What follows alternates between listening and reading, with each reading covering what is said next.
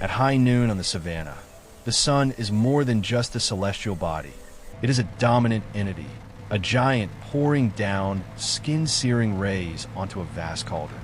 The air is thick, vibrating with heat waves that make the horizon shimmer and dance in a display of harshness. In that suffocating silence, every creature seems to have surrendered, retreating into rare patches of shade to await the mercy of dusk. Only the steady hum of a patrol vehicle shatters the stillness of the dust. David, a ranger from the Savanna Whisperer team, wiped away the beads of sweat rolling down his temples. He was used to the silence of the plains at this hour, but today, something felt wrong. A small, out-of-place movement on the dusty red road ahead caught his eye. A tiny white speck, standing out like a pearl dropped in the heart of a desert. It was a white lion cub, a rare treasure of nature.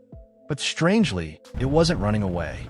On the contrary, the cub seemed to summon its last bit of strength to rush toward the vehicle. As David pulled to a stop, the cub reared up, its hind legs trembling on the scorching ground, while its front paws clawed at the truck door, right against the Ranger emblem. Its sapphire blue eyes didn't sparkle with the playfulness of a young animal. Instead, they held utter panic and a desperate plea that transcended the language barrier between man and beast. David lowered the window, and a gust of sweltering heat rushed in along with the animal's raspy whimpers. He realized with a shock, this little one wasn't looking for a handout. It was searching for a miracle to save something more important than its own life. David didn't take long to make his decision. In the ranger profession, there are rules about not interfering with natural processes, but the moment a wild cub asks a human for help, it is no longer just nature. It is a premonition of an anomaly. He shifted into gear, letting the car roll slowly behind the small white figure flickering in and out of sight. Every few yards, the cub would stop and look back at the truck, as if to ensure its savior was still following. Its tiny paws seemed to no longer feel the pain of the parched earth, which was hot enough to scald any living thing. The deeper they went into the core of the savanna, the more treacherous the terrain became. The vehicle jolted violently over cracked fissures, red dust billowing behind like a long tail of anxiety. David scanned the surroundings through his binoculars. He began to notice strange signs a layman would miss. Crushed grass not flattened by animal hooves, and deep tire tracks of motorcycles. The specific knobby tires used by poachers to navigate the wilderness. "Damn it," David muttered, his hands tightening on the steering wheel. He knew the rarity of white lions made them a lucrative target for the black market. Poachers didn't just want skins or bones. They craved live animals for luxury private collections. A nightmare scenario played out in David's mind. Perhaps the mother had been attacked or captured, leaving this cub stranded in the circle of death. The midday heat felt as though it wanted to incinerate everything. Even with the AC on full blast, David felt the external heat seeping through every crack. Through the windshield, he saw the cub begin to stagger. It was exhausted. Its fur was no longer pristine, but matted with dust and sweat. Every step was now a monumental feat of will. At one point, it collapsed under a dry thorn bush, but a second later, it forced itself up, letting out a weak but urgent cry toward David. It was a wordless language that resonated louder than any roar. David had never seen a young creature with such resilience and loyalty. He reached for his water bottle, poured some into a small tray, and stepped out momentarily to place it by the bush. The cub didn't drink. It only looked at the water, then gazed toward a dense thicket in the distance with pained eyes. It wanted to save that relief for someone else. David shivered, not from cold, but from a sudden wave of empathy. He rushed back into the truck, urging himself to go faster. Somewhere out there, under the ancient acacia trees, a tragedy was unfolding, and time was bleeding out with every breath of the savanna. The vehicle came to a sudden halt under the shade of an old acacia tree, its gnarled branches reaching out like withered arms clawing at the scorching sky. The lion cub stopped running. It stood still, body trembling, staring toward a thicket shrouded in gray parachute cords. David stepped out, the heat hitting his face like a hammer. But what took his breath away more was the sight before him. The lioness, once a symbol of authority and power, lay struggling in a deadly cocoon.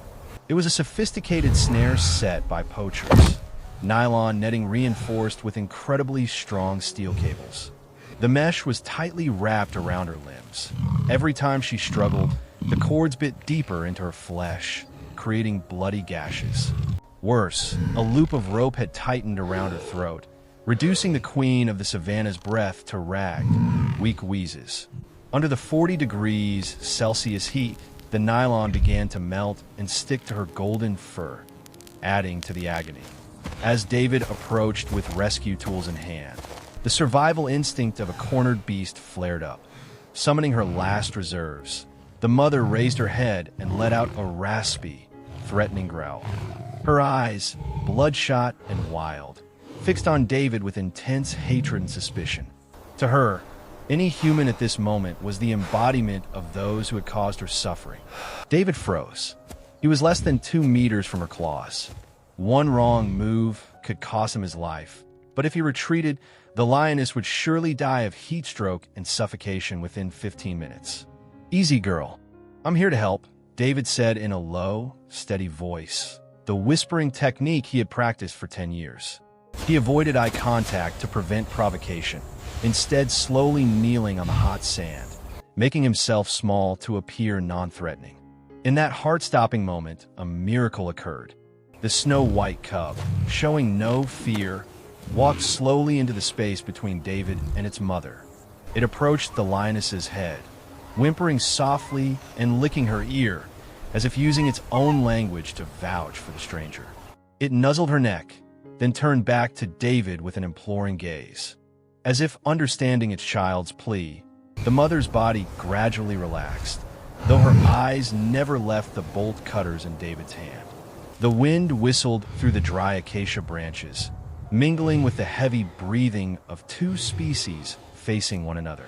David felt sweat stinging his eyes, blurring his vision, but his hands had to remain steady. He began to inch forward, the cold blade of the cutters touching the first cable tightening around the animal's throat. One wrong twitch and the lioness might lash out in a reflex. This was more than a medical rescue. It was a gamble of faith between man and beast, where the smallest mistake would be paid for in blood.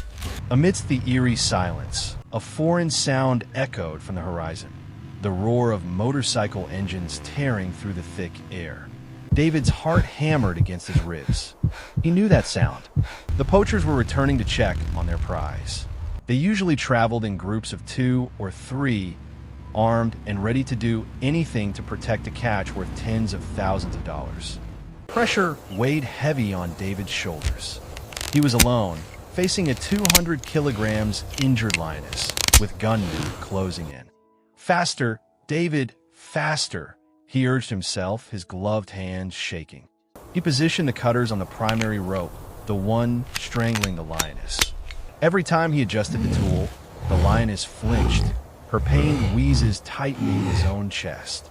The cub stood its ground, using its small body to shield its mother, its eyes giving David strength. Snap! The first rope gave way. The lioness took a deep, gasping breath, her chest heaving violently. But that was just the beginning. The melting nylon was fused to her sensitive skin. David had to use a specialized knife, carefully slicing millimeter by millimeter to avoid tearing her hide. Sweat dripped onto the blade, salty and hot. By now, the sound of the engines was so close David could see the red dust clouds rising in the distance. He had less than 3 minutes before facing dark muzzles. In a moment of sheer desperation, David played his last card. He reached into the cabin and activated the patrol car's emergency siren. The wail blasted across the savannah, a signal of law and authority. He knew this would make the poachers hesitate, but it was a double-edged sword. The noise could send the lioness into a blind panic. "Stay calm, girl. Trust me one more time," he whispered. His voice was drowned out by the siren, but his composure seemed to radiate outward. The lioness did not maul him. She lay still, enduring the pain as David decisively cut the final patch of mesh clinging to her hind leg. The last cord snapped, freeing the queen of the savanna from her deadly cocoon. But she was too weak to stand. David grabbed a large water jug from the truck and poured a cool stream over her head and neck. The sensation of cold in the middle of the furnace seemed to wake her survival instinct.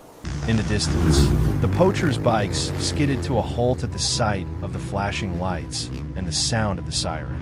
They hesitated, looked at each other, and decided to turn back, disappearing into the thick brush.